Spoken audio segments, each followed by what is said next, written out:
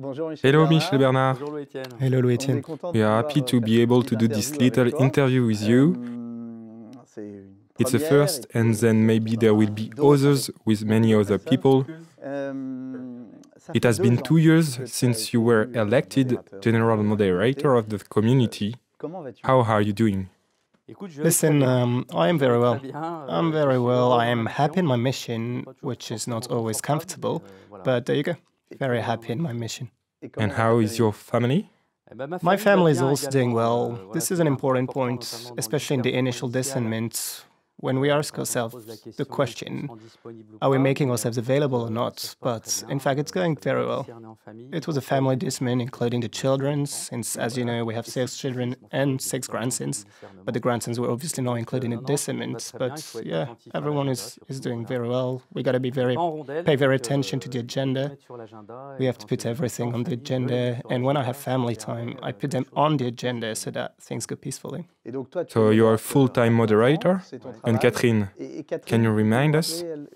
Well, I'm a full-time moderator, so I am an employee of the Emmanuel Community.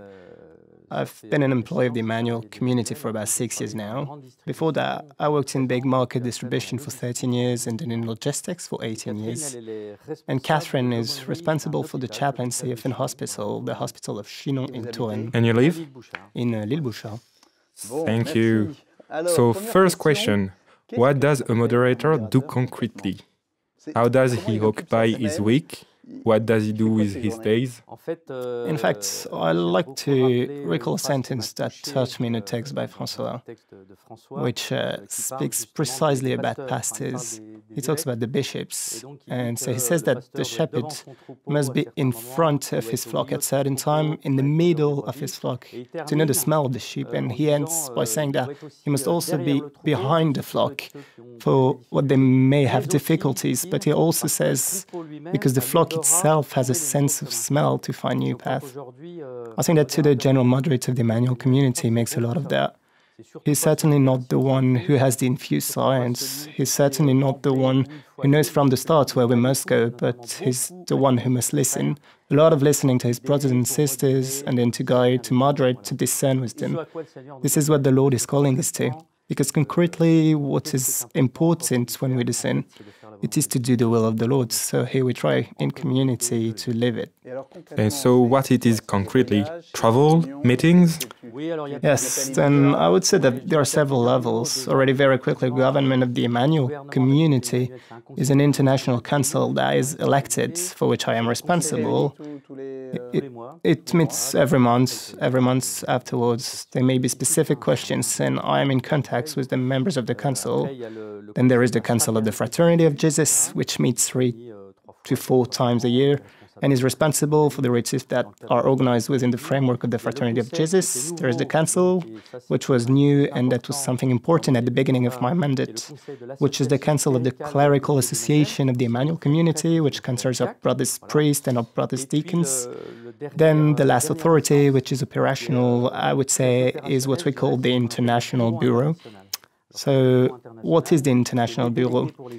They are my delegates for the zones, since we have 6 zones at the international level, so I have delegates who follow the zones, plus all the persons in charge of the international transversal services, typically perhaps the best notes such as love and truth or the question of the young people, topics that concern everyone, who are what we call transversal services and who also meet every month. So this is really the government, the community, and then of course there's the relationship with our pastors, with the bishop, the church, with our dicastery, since we depend first and foremost on the dicastery of the lay family and life of Cardinal Farel, and also on the dicastery, the congregation for the clergy with Cardinal Stella.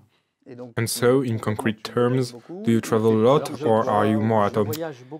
Yes, I travel a lot. So obviously, we're in the same situation as you know of COVID, but indeed, well, before I was delegate of the moderator of my predecessor and friend Laurent Landette for France, and now that I am the general moderator, normally I should travel.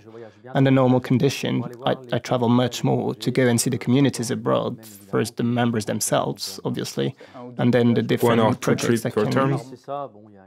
Yeah, that's it. Well, there are no rules, but yeah, it's more or less this. It helps to put things in perspective. We'll come back to everything you carry in your heart. We are going to start with a message, a letter you wrote, or rather a video message addressed to the members of the Emmanuel Community. It was in November 2020. At the time of a serious health crisis, and shortly after the publication of the Pope's encyclical letter Fratelli Tutti, well, I think I know that you hesitated to speak, and this is what you say in your message. Why did you hesitate? Perhaps I hesitated because I thought that everyone already had a lot of things to say, that today you can't turn on the radio, watch TV, look at your screen without hearing about the current situation. So a lot is always being said, and I thought that is not necessarily useful. Is it necessary to say a word also to address the brothers? In fact, many have asked me, and friends have also asked me, what does the community say? I like to remind them that the Emmanuel Community is in the church, and therefore there is no magisterium of the Emmanuel Community. We are in the church, we are at the service of the church, we are on mission. So I said to myself, should I speak or not? And it is true that I was very touched by this encyclical of the Holy Father, of Pope Francis, because I wanted to make my brothers want to read it, to meditate on it, to work on it, because it seemed to me that this encyclical responds to our present situation.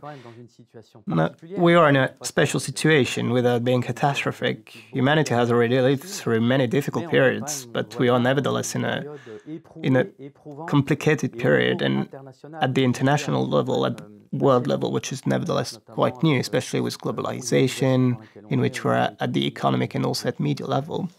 And it seemed to me that the Holy Father in this encyclical brings us back to the essential, which is obviously the Christ, but in the way of living it, in the implementation through this fraternity that is necessary for us to live with each other, whatever our convictions may be.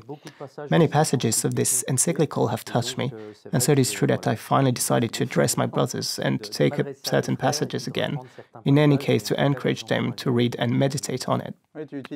You use this beautiful expression, Fratelli Tutti is like a providential antidote to the evils in the world we live in. Yeah, that's it. Exactly.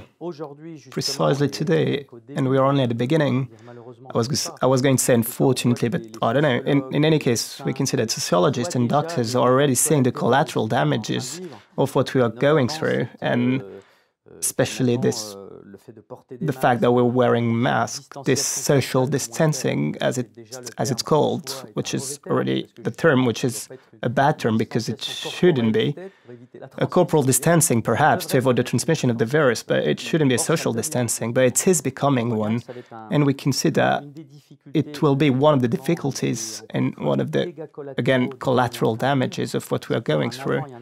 There will be a before and an after. I mentioned this in another short message I sent on March 25th, but the difficulties we encounter will leave their mark. And at the same time, we know that in God, everything is grace.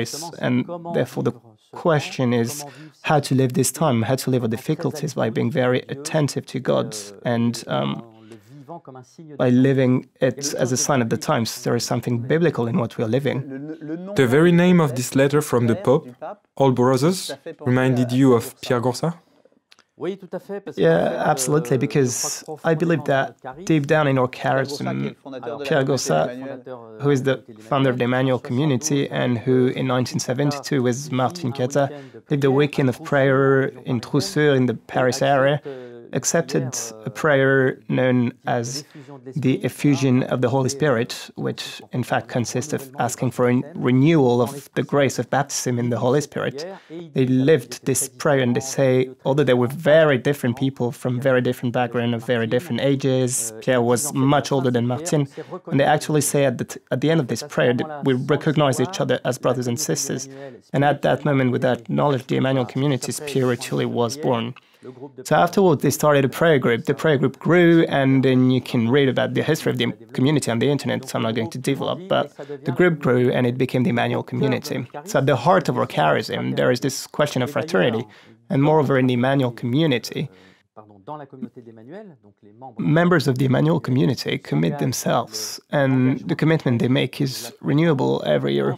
But within it, there are members who are called into the fraternity of Jesus, and this is a consecration of the members of the community who feel this call to truly give their lives for the fruitfulness of the Emmanuel charism, and this is a definitive consecration. At the heart of our charism, there is this dimension of fraternity, which is obviously in line with what the Pope's encyclical says. So we have to live it among ourselves, but obviously much more widely. You say that the word of the Pope is a prophetic, and you also say how much you are struck by the continuity of Pope Francis with his predecessors, John Paul II and Benedict XVI. Personally, I would not necessarily say that, but... Perhaps that's precisely why I wanted to insist on this, because in this encyclical, Pope Francis is very much in tune with his predecessors, and it is true that it is very, I would say, a deep sorrow to see that often our present Pope is perhaps not welcomed, received as I think he should be. It is also related to the current media world. We no longer talk about debates, we talk about polemics. In fact, I am struck by the fact that as soon as a subject arrives somewhere, there is no debate, we must create a polemic. There is a polemic, and therefore one goes from polemic to polemic, and this is also true for the Holy Father. As soon as he expresses himself, one has the impression that some people are more ready to find out what is wrong with what he's said than to understand what God is telling us through this man whom he has given us. Concretely, and there is the Catholic man within me who's speaking, but finally I think that the Holy Spirit was not mistaken on the day of the election of Pope Francis. My question is not, is he bothering or is he pushing for conversion? That's why it's important as a question. It's not to have a filter right away to try to spot points that seem to be out of line with what his predecessors were. By the way, I don't know if I'm allowed to advertise, but I am reading a book by Yves Chiron, who is a Catholic historian, which is called Francis Phobia or Francis Bashing. It's very interesting because it has the vision of the historian and it takes up all the great moments of Francis' pontificates, and it's very factual, and we can see also how the media sometimes, or journalists, I'm addressing a journalist a little through you because, you know, the little discussion we've had on the subject. And in fact, unfortunately, sometimes we take an answer, we go out of the context, and in fact, afterwards it creates a buzz, it's transcribed, and finally we make the Pope say what he didn't say. There are a lot of very exciting points in this book on this subject. So you are inviting us not to get discouraged if sometimes we're confused, to dig a bit deeper and try to understand I think above all that it's still a call to conversion. That's difficult. But yeah, I know, starting with myself, in this encyclical, he has the second part. It is precisely the Holy Father who makes a whole reflection, a deepening of this parable of the Good Samaritan. And I was very touched by the way in which the Pope takes up this parable, and above all, he puts it into perspective and puts it back into the context of the times. And he shows so much how there was something scandalous in this parable in relation to the context of the time that I forced myself to do so. I said to myself, if it would be today, who would be the characters? And I couldn't help but thinking that the wounded man might be a bishop, that the one who comes to look after him might be a Muslim brother, etc., etc. Sometimes you read the text, or at least I speak for myself, with a certain habit. But here I am reading it again, this text now, thanks to the Pope, in a very renewed way, which I believe opens my heart to the other, whoever he may be. So, still, in this same message, you make several quotations from this letter. First, on the family, the Pope says, "My first thought goes to the families called to a primary and inescapable education missional mission, they are the first place of transmission of the value of love and fraternity, conviviality and sharing, attention and care for others. Yeah, because the family is really the heart, the cradle of human life. It is the place in God's plan where one is formed. For example, typically when we speak of Francis, there was a lot of controversy concerning Amoris Laetitia. Some notes of this encyclical, I believe that the Pope says it, and we can see it in the encyclical. I quote, it's an encyclical, right? It's a synodal letter. He really reiterates the importance of the family, and we can see that it is at the heart of the family that man grows. There is this fraternity, it is born and grows through parents, through brothers and sisters, and all the people we are in touch with, so the family is fundamental and essential. About the dignity of persons, you also mentioned the fact that we are called to ensure that each person lives in dignity and with appropriate opportunities for his or her integral development.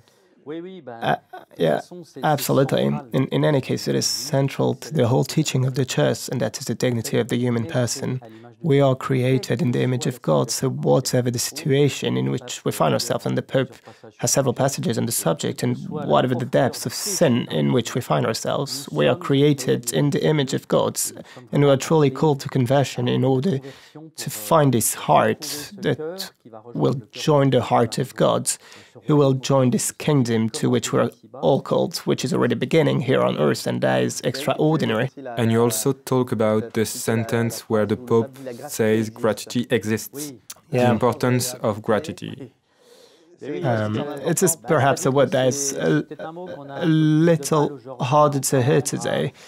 We are in a highly commercialized context. Well, as I said earlier, I did 13 years in mass distribution, so I'm also well placed to see a little bit of the mechanics of trade and the mechanics of buying and selling, prices. So there's a tendency to always commercialize things in their approach. It is give and take, and it's true that this question of the gratuitousness that God himself chose us. Do we know that? We know that God did not need us. God created man out of pure love, and it is truly the only creator that he wanted for himself. And therefore, it is this love with which God created us that we must ask ourselves for this conversion of heart in order to also live our relationships in gratitude. This is not easy. It is a daily struggle. That too is a conversion.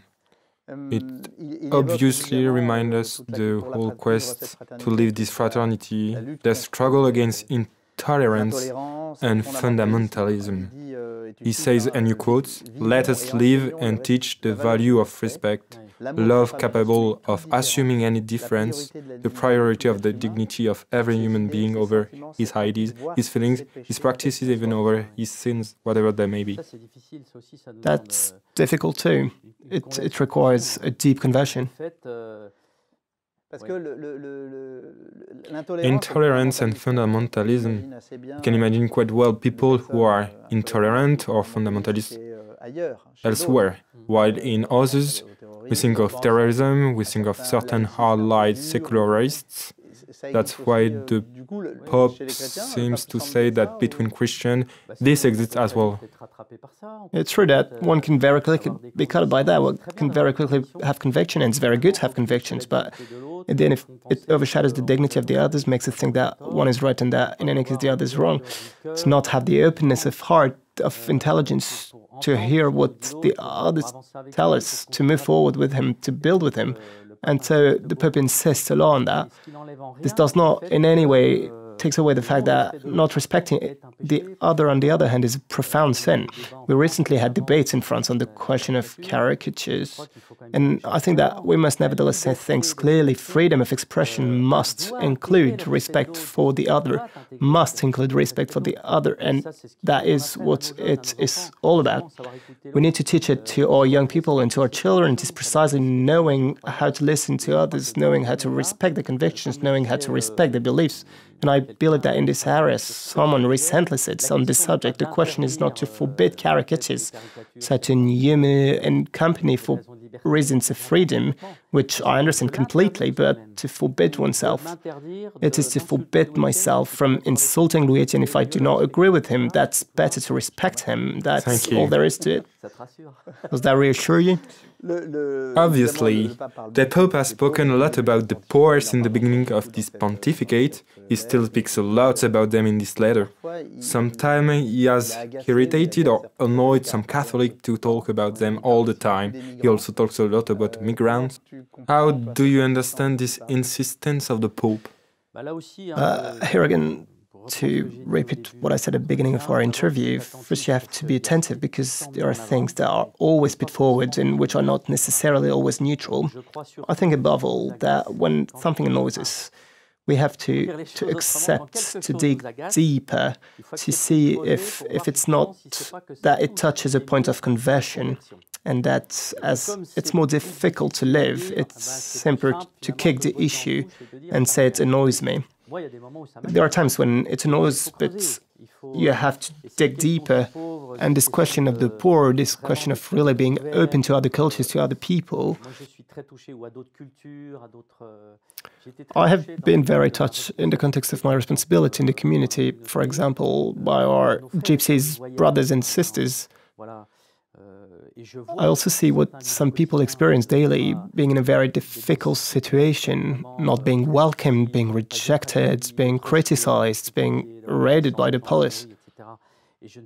And I'm not saying that there are never any worries, and that can be true, but what I mean is that through this culture, through these brothers and sisters that I know much better now, that I think I know a little better anyway, well, it has touched me a lot. And when I was elected, in fact, what happened was that I had to go to a retreat in Paris-le-Monial on a camp with our gypsies brothers and sisters. And when I arrived, I was elected moderator, and I had promised them that I would come in July, so I went to eat with them. That's because I had decided, and I had it in my heart at the time, that even as General Moderator, I had to continue to be on the front line with them. That's important because they also need this brotherly love. They need to be known, and for the Emmanuel community, this was very important. So I am very happy because I am always the one who's in direct contact with them to accompany them in this journey. Because when I said that, we accompanied them and they accompany us too, and God knows all that I receive when I am in their midst. Thank you, Michel-Bernard. Let's talk, if you agree, of course, about the news of the community in link with the life of the church. A few small questions. First, the current events in the church have been marked in recent years by the crisis of abuse, which has taken the church very, very strongly. How did you experience this? How is Emmanuel affected, and what is the Emmanuel community doing? How did I experience it? I believe with a lot of pain, of suffering like many others. I even began my mandate like them. The first test I was asked to write was when someone told me, here you really must write. It was right in the middle of a crisis of abuse, and it was very difficult for me. It was a great suffering. I said to myself, it's hard to start my mandate like that. And what is a great mystery is the mystery of sin, is to see that the depths of the evil that could have been inserted like that, even in men of the church, including Christians, Catholics and believers. We said to ourselves, but how is it possible? This is really the great mystery. So after the despondency, I would say, and here again I give thanks to God for Pope Francis, who really took things in hand, like his predecessors, because there too we would like to make you think or say many things, but in fact Benedict XVI had already worked a lot on the subject. Pope Francis continues to work, has really taken a lot of initiatives to work in these areas, and above all to ensure that there was his great letter to the people of God to ensure that this does not happen again. So there have been a lot of initiatives in the church, and as much as I was deeply saddened to see how much church people, Christians and Catholics, had been concerned by this sin, I am happy and thankful to see now how the church has grasped the question is that it is the work in truth. And so, within the Emmanuel community, we have also obviously worked a lot on this subject. We have created within the community a commission for the fight against abuse, and therefore with a listening cell, with a discernment commission. So I discovered many things myself when I went to Rome, since there was a day that had been organized by the dicastery, by Cardinal Farel, the late dicastery of family and life. There was a day that had been organized and for the leaders of communities of movement on this subject.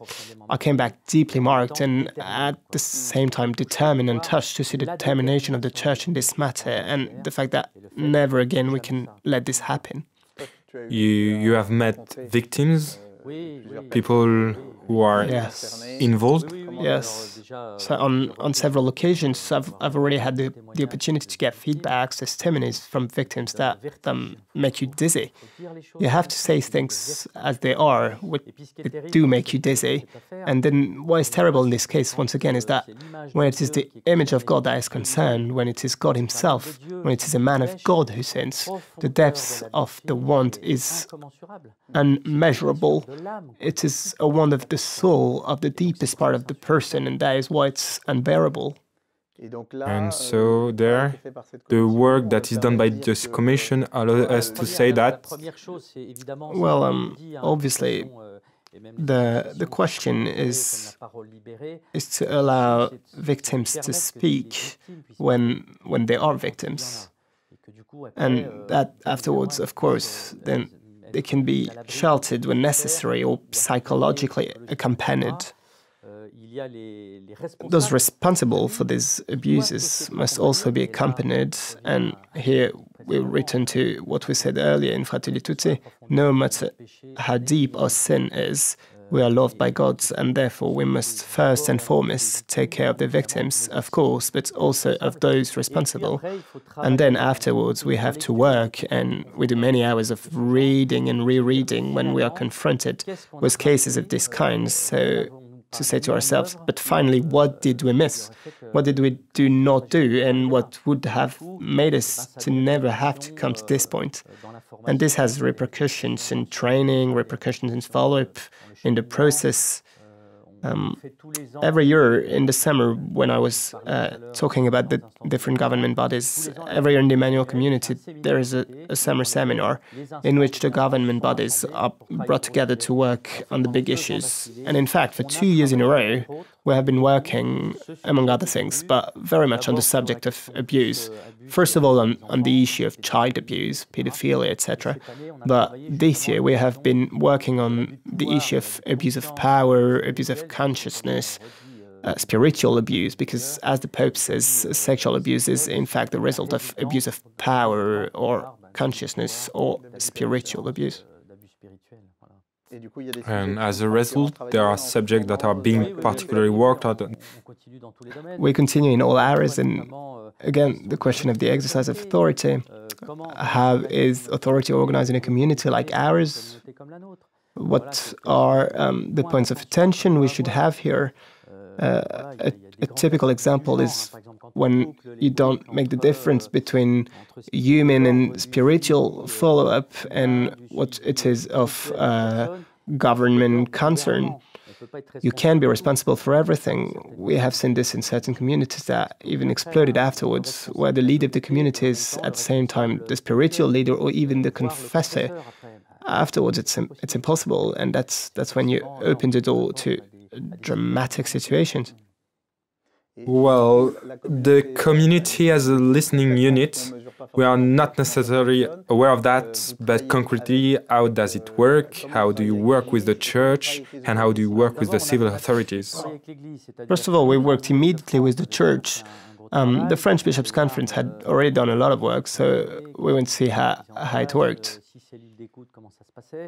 I talked about my training day in Rome too, where I still received a lot. So we set up our own structure, and then on the one hand, we set up a listening unit where victims, or at least people who consider themselves victims, can come and give their testimony. etc. And then afterwards, depending on the case, we obviously do what is necessary, including within the framework and above all within the framework of the legislation in force. That is to say that we have been led to report to the public prosecutor when necessary. Very good. It is a prayerful intention, because I know that you carry this strongly in your heart, and there are still things to be done in the coming years. Yes, absolutely. Precisely as a result of this letter from Pope Francis, the community has joined a rather original initiative called Promesse d'Église, which brings together various movements, Catholic communities, associations, charities. Why the community joined this? First, I am very happy about this initiative. In any case, in France, at least, when I was the moderator's delegate for France, we used to get together with leaders of different movements and associations once a year, if only to get to know each other, because in fact, very often we realize that we don't know each other. So there, very quickly, we can have preconceived ideas. In short, we don't know each other. But it's true that there, with all that we have lived through, with the question of clericalism, so there, too, we should clarify things, but which may in any case be a deviation and which the laity themselves may have, including in the exercise of authority. And in fact, we said to ourselves, but finally, how can we move forward with the church? Especially, how can we move forward with our pastors, with our fathers and brothers bishops? This initiative was really born under the impulse of Pope Francis. It is interesting to know that the first term used, as you well know, Louis-Etienne, was "let's fix the church." In fact, when we say "let's fix the church," we have the impression that we have the solution, that we're going to explain to the others what they have to do, but we are the first one to be touched by it. The church has to be fixed because we too are not up to the task, we must humbly admit. So we have to tell each other how we are we progressing together. So it evolved to become this beautiful term, which is promesse d'église, where we don't have the ones who know and the ones who don't, those who are responsible and the ones who are not. We are one church moving forward together, each according to his call and according to his mission, his function, as, for example, the one of a bishop, who has his own particular charism, which is linked to the apostolic charism. Therefore, each one must remain in his place, but we must move forward together. Excellent. Last year, there was another subject, a polemic about conversion therapies on sexual orientation, and the community was accused of supporting conversion therapies to change the homosexual orientation of people. What exactly is the situation now, and above all, how is the community reflecting on these pastoral issues around homosexuality? It is a very sensitive subject, very delicate as soon as we talk about it, and we often want to freeze ideas or freeze people. What the community has done is first, and it's started, as many of you know, especially those who listen to us, we have our sessions at Paris-le-Monial, which has existed for about 30 years and welcomes 25,000 people about every year, and in which we welcome people who are, for the great majority, practicing believers and who want to nourish their faith. So there are teachings, there are sharing groups, there are working groups, and it is in this framework that for 3 years we have actually thought about homosexual people. We said to ourselves, but how can we welcome these people? They obviously want to, because we are in the freedom of God's children, those who are living this and want to go on their way, and in any case, who want to participate in a session such as ours. There was a request, and then again, we joined Pope Francis. Everyone must feel welcomed, or must be able, if they want to walk with the Lord, to find places to live this journey, to begin it. Everyone according to where they are and according to what they are good at. And so at the time we asked Courage, which is an association that was born in the United States. So under that, we are perfectly aware that There have certainly been big excesses there, but the objective was really, in any case, for what concerned us, quite humbly, this welcome. And I'm not saying that we do it perfectly. And here too, we must recognize the weaknesses, the difficulties. But what is very unfortunate is that as soon as we try a subject, in fact, afterwards, I said it again earlier, and that even though the media are sometimes not for nothing, we lock people in boxes. So some people are happy to try to put us in a box, for example, reactionary. Well, what I haven't already heard about the community. I mean, it's just how I'm going with it. What makes me happy is that since then, it's true that the program on Arte, which in brackets also shows, when I was talking earlier about sin, and in an abyssal way, we really see it in this show. It's obvious, and we humbly acknowledge it. And with people, it is when we immediately make bridges, amalgams, by saying, well, that's what happens in Taillandier with the Emmanuel Community. No, no. So what is needed now is, I deeply hope that we manage to move forward in a peaceful and relaxed way on the question by simply welcoming those who want to talk with us. What we have done in the community is that we are in the process of setting up a group that is reflecting on this question of welcoming the people concerned on, once again, only those who wish to walk with us. No one has imposed anything on anyone in this subject, as in all the others. This year, the Pope launched a Laudato Si year in the midst of the COVID crisis. How has the community committed itself to this path of conversion to an integral ecology proposed by Pope Francis? Laurent Landette, my predecessor, who is now the director of the Collège of Bernard, and was very much involved in this project. He's still very much invested in these areas, and it is true that he helped the entire Emmanuel community to welcome him and to receive him and to meditate on him. I believe that now we are really a stage of deployment which I think should be given special attention, because in fact we are at a time when we talk a lot about ecology. But there are also, or there can also be, ecologies that I qualify as ideological, which are in fact very closed, because in fact behind them lies ecology. And we talk about integral ecology, but the question is the place of man in all this, because we're still in God's plan. We must not forget this. I was scared a few years ago, a small personal testimony, when I took my daughter to a hospital to see the anesthetist. And then when we start talking to the anesthetist, he says to me, "But how many children do you have?" I tell him 6, and then the man's face closed completely. He says to me, "6? But that's frightening." I said, "What do you mean it's frightening?" And he starts to explain to me, "But you don't realize the carbon footprint, etc." I was becoming, I'm going to use a harsh word, but I say it anyway, a criminal. I had 6 children. In fact, I was marking the world more than the others with a carbon footprint. It scared me. These are completely frightening excesses that you can see in certain areas.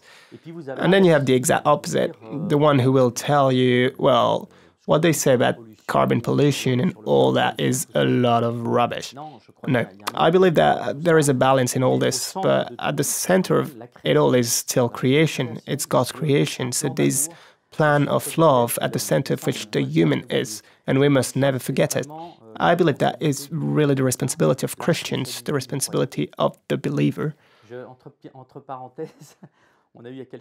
In bracket, we had recently a conference of Monsignor Jordi at L'Île Bouchard on December 8th, and at some point he had this pretty strong sentence saying, well, we hear a lot about saving the planet, very well, but the planet will save itself, but we must also save humanity. This is the question anyway, the place of mankind in all this, because we come to reason completely backwards. This is what I experienced on the day I shared with this famous anesthetist. The link to Monsignor Jordi's lecture will be included as a commentary on the video description in French. Yeah, that was interesting in many ways. I strongly advise anyone listening to us to go to the site of the Sanctuary Philippe Bouchard to listen to Monsignor George's lecture again. There is also a vision I find very enlightening of the current situation in which we find ourselves, of France in general and on the world in general.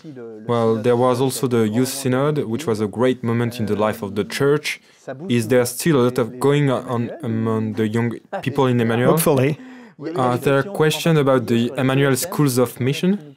I would like you to enlighten us if you have any news. We can say some news about the ESM, but already more broadly, we can say that the question of young people is fundamental, because young people are the future, and I would even say they are our hope. This is also what the Holy Father says. This is what his predecessors before him said. Pope John Paul II for the World Youth Days was an incredible stroke of the Holy Spirit. We can see, by contrast, that the fact that we haven't had World Youth Days for several years, for a whole host of reasons, makes it clear that young people need this time and that the Holy Father is blowing during these World Youth Days. In fact, afterwards, there was the Holy Father's with Christus Vivit, who spoke to the young people, and things are moving. That's extraordinary. So in the community, there are a lot of missions, a lot of initiatives that are taken. On the question of the Emmanuel School of Mission, it's a little bit particular. The schools of evangelization are, in fact, an intuition that is very old historically. The community had set up a school of evangelization in Paray-le-Monial, which was later spread to other continents, such as Germany and Manila. This intuition is to welcome young people who take a year to be formed. So it is in a context where there are trainers, a team, and then we train them humanly, theologically. We can see that the world is changing, young people are changing. And so 2 years ago, we decided to rethink the question of rediscovering zone by zone how to continue these Emmanuel schools of mission. Should we continue them? Should it be continued in this form? And if so, how should it be deployed? So that's the work that's going on. I know that some people, at least within the community, have been worried for a while, saying that's it, we're closing all the ESM. But no, the question is not whether we close or open, it's discernment, that's all. It's to say to ourselves, in relation to today's society, in relation to today's young people, how do we continue to feed, to train these young people? And so there you have it. The work is in progress and it's going very well. What we see, for example, is that young people today, I think, have a much greater need to be interactive compared to the training they receive. They need experience, testimonies, for example. So this means that we are in the process of rethinking within the framework of these schools about how to transplant them with strong experiences. I'm thinking of some of our associations, such as Le Rocher, for example, living a strong experience in a city. They need to be participative, whereas perhaps historically we were a little more involved in training. Besides, the word school says something. One day a bishop told us in the Emmanuel, you want to put everyone in schools for couples, schools for young people, and schools for the elderly, which is not completely false. We're going to stop putting people in schools and then we move forward with them, and so we must constantly accept to question ourselves, because that is what life in the Spirit is all about.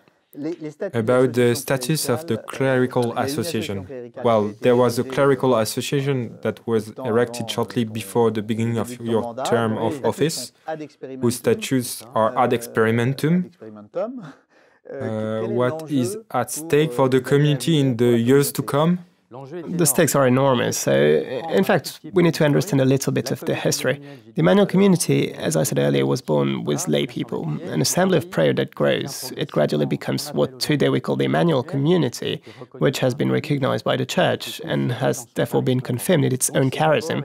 It is first and foremost a community of lay people, and within these people, and especially young people, vocations are born. So the priest of Emmanuel arrived, except that canonically, historically, by the intuition of our founder, they are diocesan priests. So they depend on their bishop, completely normal. And at the same time, they are members of the Emmanuel Community. But we arrive at a moment, since today there are 290 priests all over the world, so it's becoming quite important. And we were coming to certain tensions, because between the supernatural authority of the bishop over the priests who is completely normal in the diocesan context, and the membership in the Emmanuel community, there are tensions. When one is a member of Emmanuel, it is necessary to be able to live out this charism. I must be able to live out my mission, my vocation as a priest with my brothers.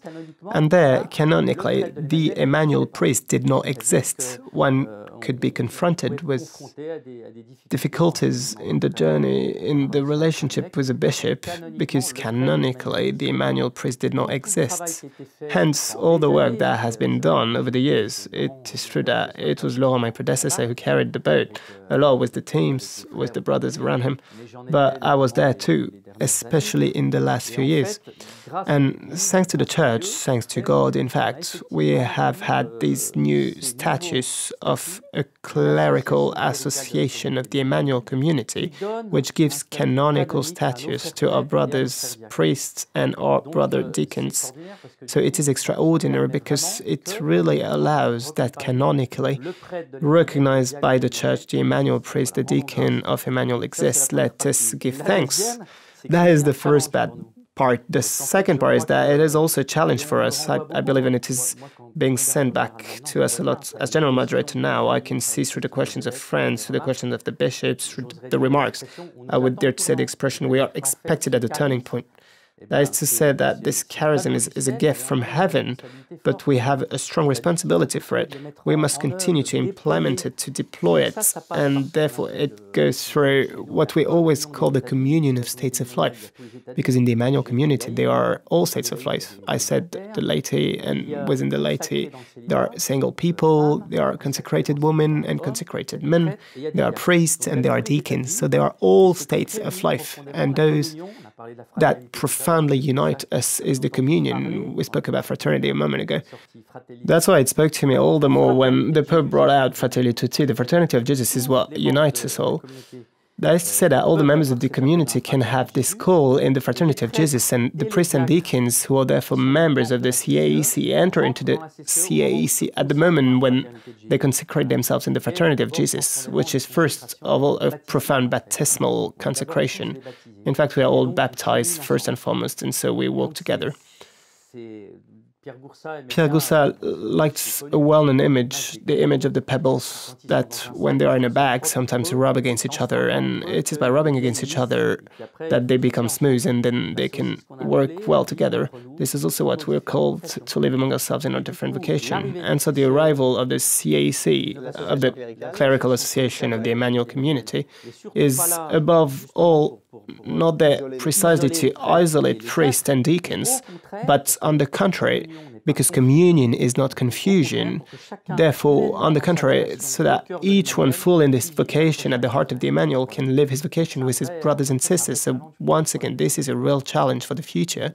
Here are some news. Can you tell us what progress has been made in the cause of Pierre canonization, the founder of Emmanuel? It is a great joy for me to confirm that, to tell those who are listening to us that Pierre Goursat's cause is advancing, that we have just lived through a stage that is major since we are in what is called the Roman phase.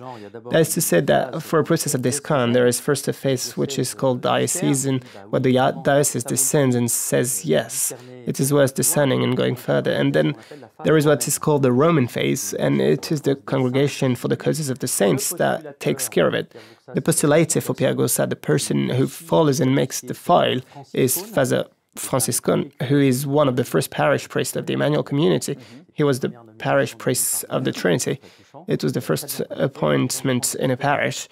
It was very touching. He knew Pierre very well. So Franciscan, our brother priest, worker and postulator for the cause of Pierre Goursat, has just finished what is called the Positio. This is the reference document that will be used by the congregation to make its discernment.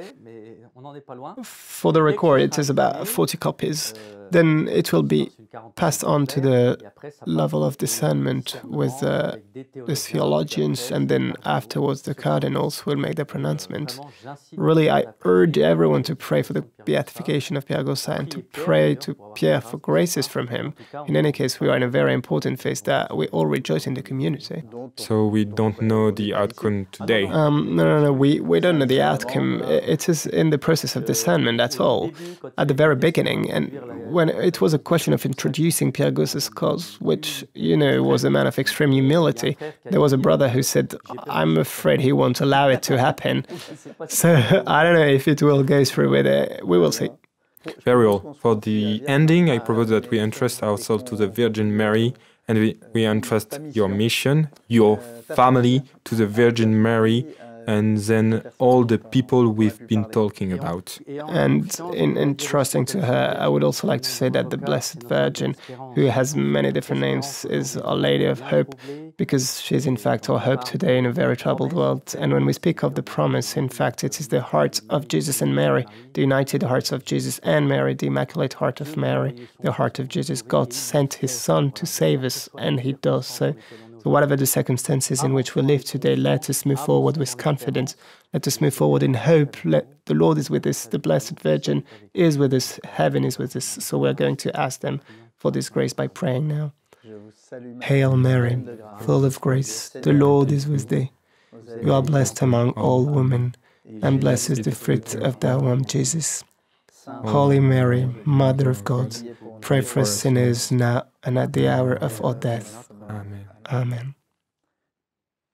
Thank you, Michel-Bernard. Thank you, Louis-Etienne.